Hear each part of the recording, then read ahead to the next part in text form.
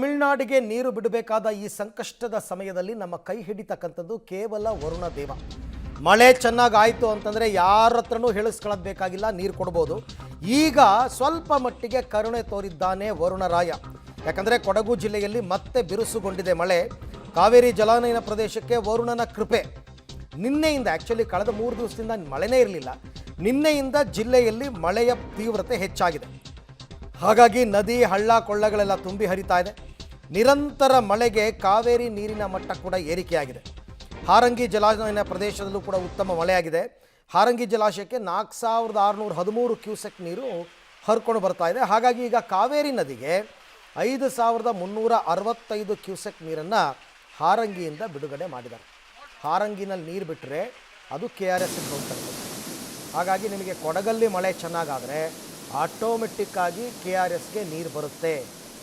ಹಾಗಾಗಿ ಒಂದು 8 ದಿನ ರೆಗ್ಯುಲರಾಗಿ ಮಡಿಕೇರಿ ಭಾಗದಲ್ಲಿ ಹುಯ್ಯೋ ಮಳೆ ಹುಯ್ದುಬಿಟ್ರೆ 8 ದಿನ ಸಾಕು, ಕಂಟಿನ್ಯೂಸ್ ಆಗಿ ಹುಯ್ದುಬಿಟ್ರೆ ನಾವು ಅಪಾಯದಿಂದ ಪಾರಾಗ್ಬಿಡ್ಬೋದು.